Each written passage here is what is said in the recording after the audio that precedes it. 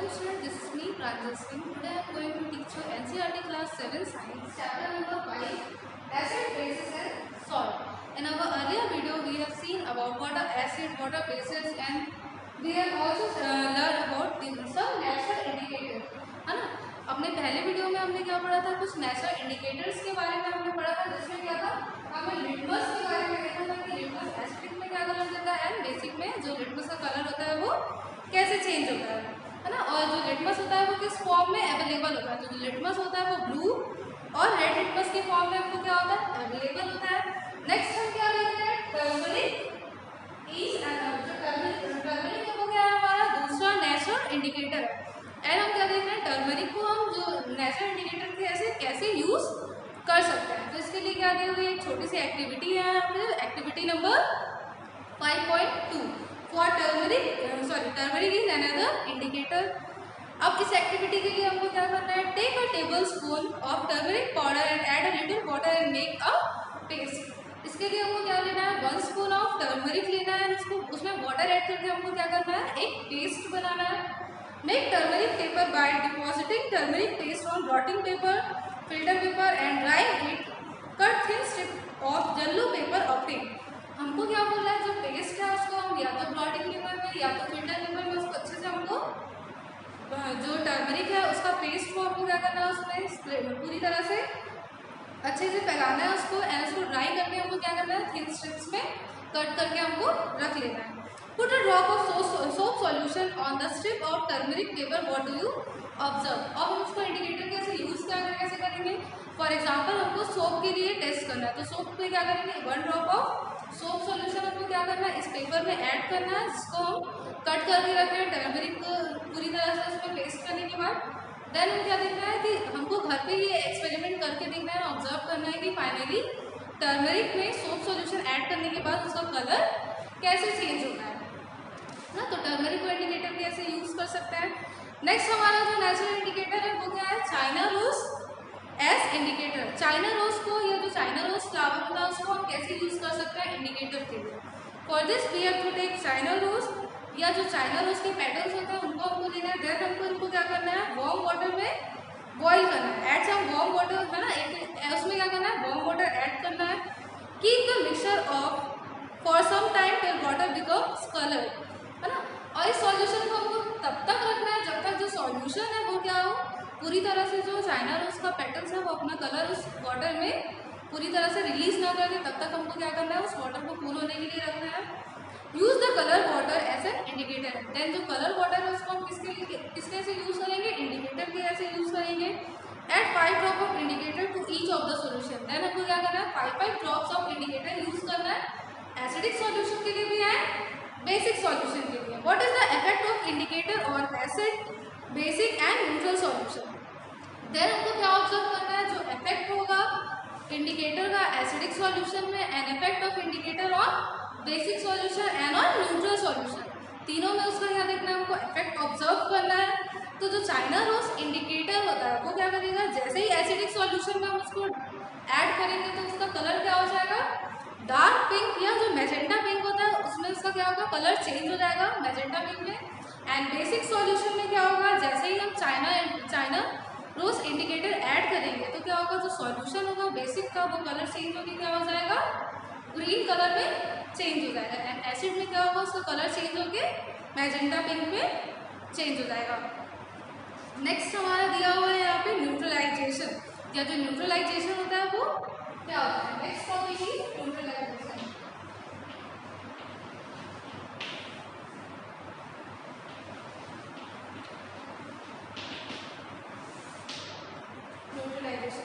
We have learned that acid turn blue litmus to red। जैसे कि हमने पढ़ा था, हमको पता है जो एसिड होता है वो क्या करता है, ब्लू लिटमस को इसमें चेंज करता है रेड में, एंड जो बेस होता है वो क्या करता है, रेड लिटमस को इसमें चेंज करता है ब्लू, है ना। तो ये हमने पहले भी पढ़ा है कि एसिड क्या करता है, ब्लू लिटमस को रेड में चेंज करता है, जो बेसिस होता है वो क्या करता है,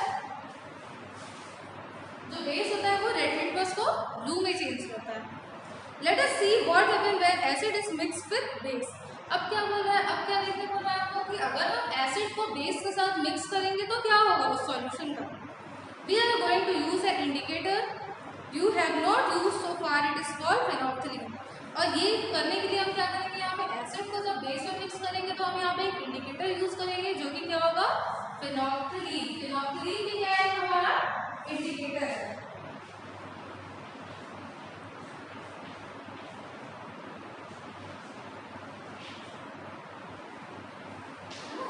नेक्स्ट इंडिकेटर हम यूज कर रहे हैं एसिड सॉल्यूशन और बेसिक सॉल्यूशन को मिक्स करने के लिए, वो क्या है हमारा phenolphthalein.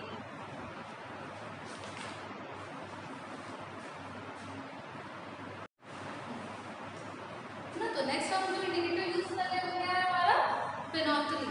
Now activity number 5.5 to be demonstrated by the teacher in the class.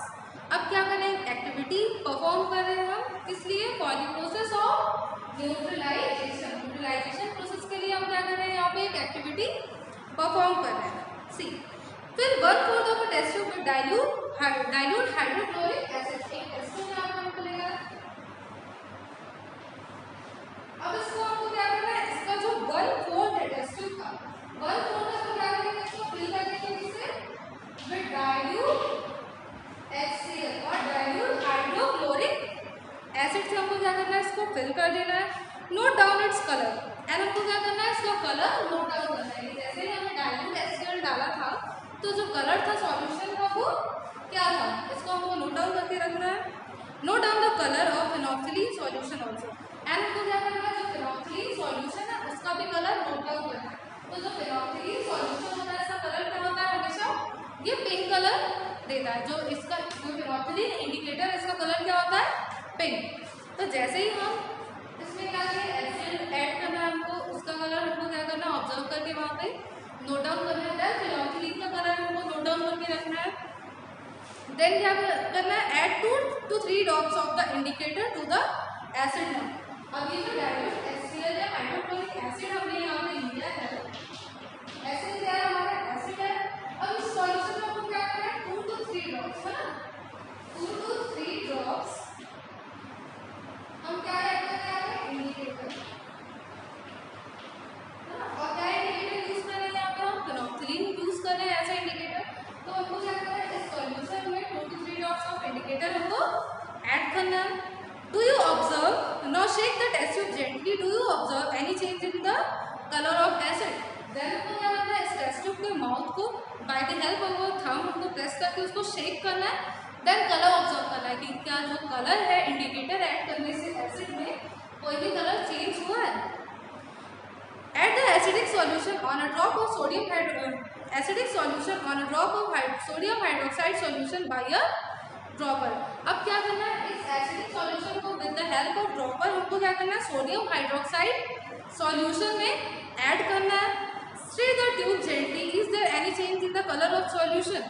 Continue adding sodium hydroxide solution drop by drop, just stirring till the pink color just appear. अब यहाँ पे जो हम प्रोसेस करेंगे क्या है, अब इस प्रैक्टिकल में हमको क्या करना है, एक प्रैक्टिकल हमको परफॉर्म करना है जिसमें क्या है, एक टेस्ट ट्यूब है जिसमें हमने क्या ऐड किया, डाइल्यूट HCl ऐड किया. अब हम क्या कर रहे हैं, इस डाइल्यूट HCl सॉल्यूशन में 2 to 3 drops ऑफ इंडिकेटर डाल रहे हैं. कौन सा इंडिकेटर डाल रहे हैं, phenolphthalein. देन हमको क्या करना है, इसको जेंटली एकदम शेक करना है. एंड हमको क्या करना है, अब इसमें हम क्या करना है, सोडियम हाइड्रोक्साइड सॉल्यूशन है ना, ये जो एसिडिक सॉल्यूशन है इसको हम क्या कर रहे हैं, एक बीकर लिया है जिसमें हमने क्या किया है, सोडियम हाइड्रोक्साइड सॉल्यूशन लिया है ना. अब इस बीकर में हमने क्या किया, सोडियम हाइड्रोक्साइड सॉल्यूशन. अब इस सॉल्यूशन को हम क्या करेंगे, ड्रॉप बाय ड्रॉप ऐड करेंगे. और कब तक ऐड करना है, जब तक इसका कलर चेंज होके पिंक ना हो जाए है ना, तब तक हमको क्या करना है, इसमें ऐड करना है. और इसको कंटिन्यू हम स्टिर करते रहेंगे, सिर्फ ऐड नहीं करना है, ऐड करते साइड जैसे हम ड्रॉप वाइज ऐड करेंगे वैसे हमको उसको कंटिन्यू स्टिर भी करना है. और कब तक स्टिर करेंगे, जब तक उसका कलर चेंज होके पिंक ना हो जाए. Now add 1 more drop of dilute hydrochloric acid. What do you observe? The solution again become colorless. अब फाइनली इसका कलर क्या हुआ, पिंक हो चुका है. जैसे ही हम ड्रॉप वाइज इसमें क्या कर रहे हैं, ये वाला सॉल्यूशन ऐड कर रहे हैं. देन अगेन इसमें क्या करेंगे, हम डाइल्यूट HCl या डाइल्यूट हाइड्रोक्लोरिक एसिड ऐड करेंगे. तो फिर से ये क्या हो जाएगा, कलरलेस लिक्विड में आ जाएगा.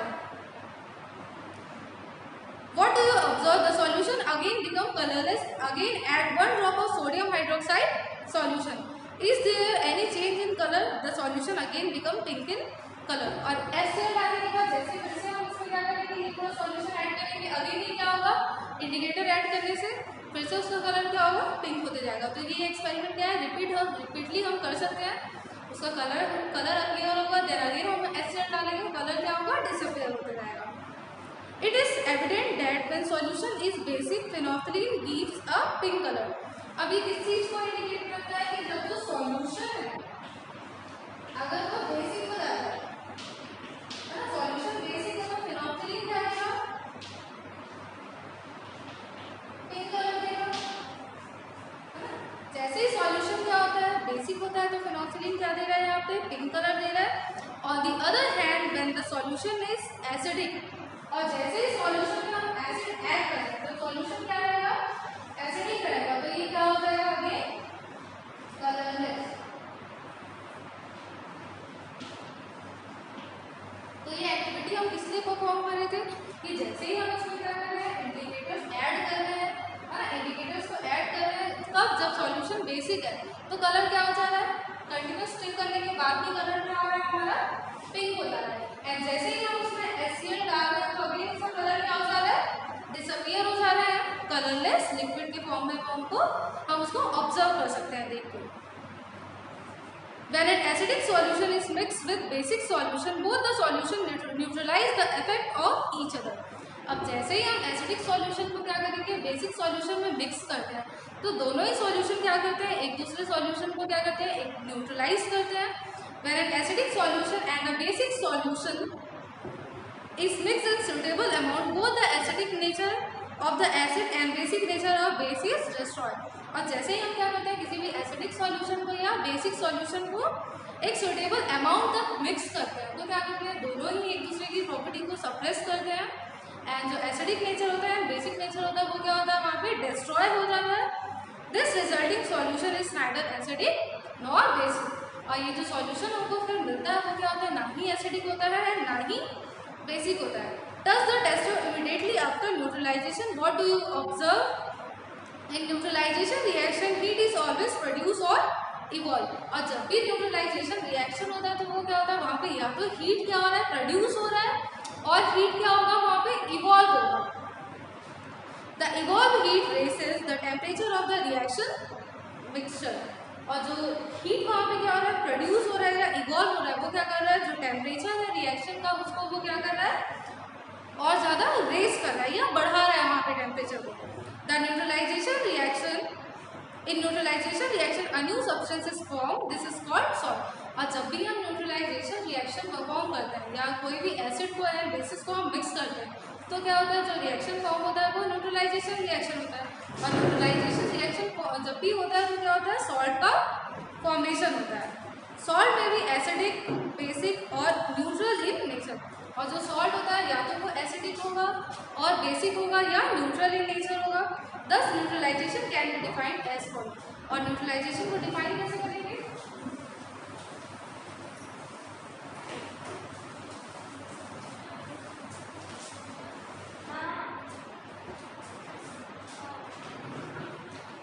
The reaction between an acid and a base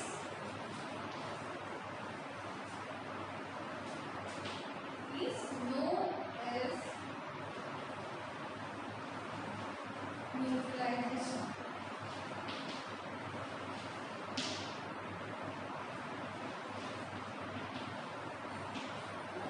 And neutralization को हम कैसे डिफाइन कर सकते हैं, न्यूट्रलाइजेशन क्या है, the reaction between an acid and base is known as neutralisation. Neutralisation क्या होता है, रिएक्शन होता है एसिड एंड बेस के बीच का। Salt and water are produce in this process with the evolution of heat. और जो उसमें प्रोड्यूस क्या होता है, salt and water are produce, salt and water are produced in this process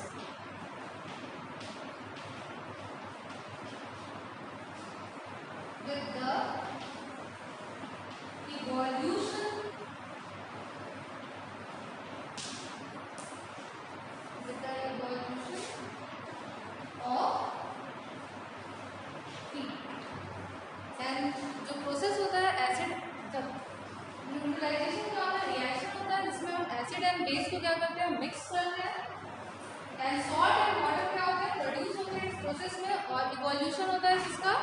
heat का इस प्रोसेस में। एसिड प्लस बेस, जैसे ही हम एसिड एंड बेस को क्या करते हैं यहाँ पे रिएक्ट करते हैं तो हमको क्या होता है यहाँ पे salt and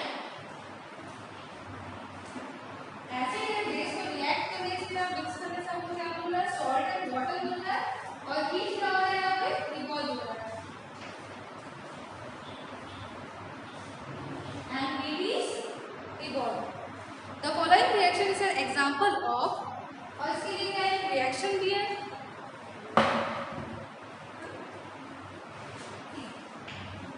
HCl plus NaOH, hydrochloric acid plus sodium hydroxide.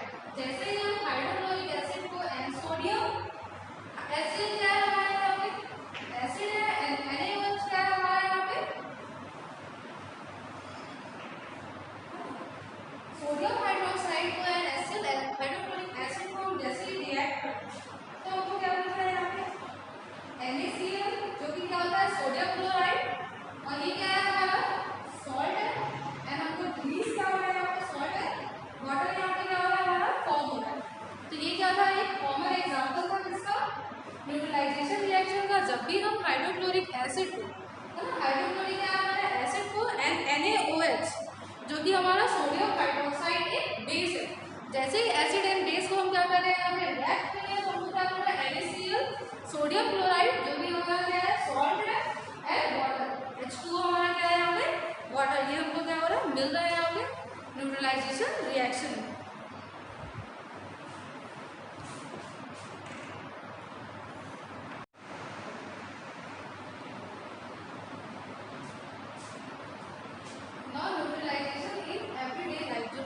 Neutralisation होता है एवरीडे लाइफ में किस किस वे में हमको हेल्प करता है। तो जो फर्स्ट प्रोसेस है वो क्या है हमारा इंडाइजेशन। जैसा कि हमको पता है जो स्टमक होता है हमारा स्टमक में कौन सा एसिड प्रेजेंट होता है हाइड्रोक्लोरिक एसिड प्रेजेंट होता है।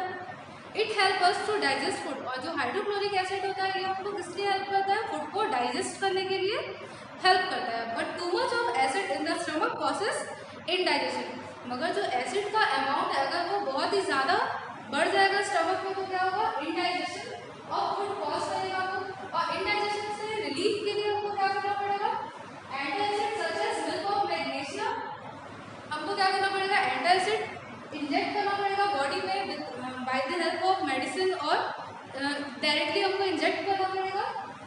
वो एंटासिड क्या क्या हो सकता है मिल्क ऑफ मैग्नीशिया या मैग्नीशियम हाइड्रोक्साइड होता है। जो मिल्क ऑफ मैग्नीशिया होता है उसमें क्या होता है मैग्नीशियम हाइड्रोक्साइड प्रेजेंट होता है। अब मैग्नीशियम हाइड्रोक्साइड क्या होता है बेस होता है स्टमक में क्या है ऑलरेडी HCl का अमाउंट क्या हो चुका है बढ़ चुका है। तो एसिड को न्यूट्रलाइज करने के लिए हम क्या करते हैं मिल्क ऑफ मैग्नीशिया इंजेक्ट कर रहे हैं बॉडी में या मैग्नीशियम हाइड्रोक्साइड क्या कर रहे हैं इंजेक्ट कर रहे हैं जो कि क्या है बेस है। तो जैसे ही एसिड के अमाउंट को क्या करेगा ये जो एसिड को जो मिल्क ऑफ मैग्नीशिया या मैग्नीशियम हाइड्रोक्साइड है ये क्या करेगा एसिड और बेस दोनों मिलकर क्या होंगे कंबाइन होंगे फाइनली न्यूट्रलाइज होंगे एंड क्या होगा जो इनडाइजेशन है फूड का उससे हमको क्या मिलेगा रिलीफ मिलेगा। नेक्स्ट क्या है हमारा एंड बाइट। जनरली क्या होता है हम देखते हैं कभी भी क्या होता है एंड आके हमको बाइट कर देता है तो एंड बाइट में क्या होता है दो एंड उसके बाइट में कौन सा एसिड प्रेजेंट होता है फॉर्मिक एसिड प्रेजेंट होता है। अब ये फॉर्मिक एसिड है ये क्या है एक एसिड है।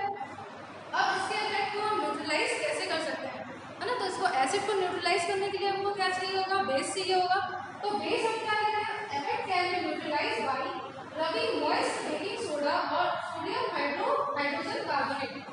अब इसको न्यूट्रलाइज करने के लिए हम जो बेस ले रहे हैं वो क्या है हमारा बेकिंग सोडा या जिसको हम सोडियम हाइड्रोजन कार्बोनेट भी बोलते हैं और कैल्साइम सॉल्यूशन हम ऐड करते हैं। जो कैल्साइम सॉल्यूशन होता है उसमें क्या होता है जिंक कार्बोनेट प्रेजेंट होता है जो कि क्या करता है जो फॉर्मिक एसिड होता है उसको ये न्यूट्रलाइज करता है एंड जो एंड स्ट्रिंग से जो इरिटेशन कॉज होता है वो क्या होता है उस इफेक्ट को स्लोली क्या करता है कंप्रेस करके जाता है या एक तरीके से उसको क्या करता है पूरी तरह से वो डिसअपियर हो जाता है। जो उसका और जो एंड पाइप में क्या होता है एसिड है उसको क्या करता है जो हमारा बेकिंग सोडा वो क्या करता है न्यूट्रलाइज करता है एंड जो इचिंग कॉज होता है वो क्या होता है पूरी तरह से न्यूट्रलाइज होता है। देन क्या देंगे हम सॉइल। अब सॉइल में क्या है ज़्यादा केमिकल फर्टिलाइजर ये सब यूज़ करने से क्या हो रहा है जो सॉइल का नेचर है या जो सॉइल का जो फर्टिलिटी वो क्या है सॉइल में जो एसिड का अमाउंट है वो क्या बहुत ही ज़्यादा इंक्रीज होते जा रहा है। अब प्रॉपर प्लांट्स को या जो भी क्रॉप्स है उनको ग्रो करने के लिए अगर ज़्यादा अमाउंट में सॉइल प्रेजेंट है तो भी क्या होगा, क्रॉप्स ग्रो नहीं होंगे। एंड अगर बहुत ही ज़्यादा अमाउंट में बेस प्रेजेंट है तो भी क्या होंगे, क्रॉप इजिली ग्रो नहीं हो पाएंगे, जिसके लिए हमको क्या करना है, सॉइल की फर्टिलिटी को मेंटेन करना पड़ेगा।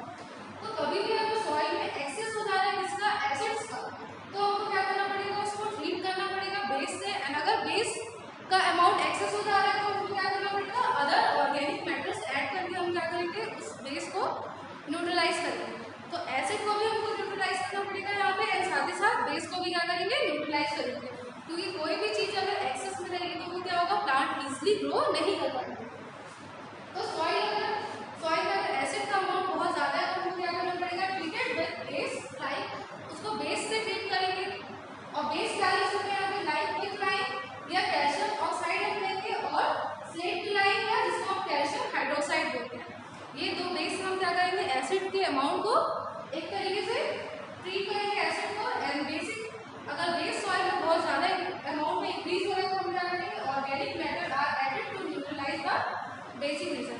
डिफरेंट ऑर्गेनिक मैटर हम उसमें ऐड करेंगे ताकि जो बेसिक नेचर है सॉइल का वो क्या हो, न्यूट्रलाइज हो।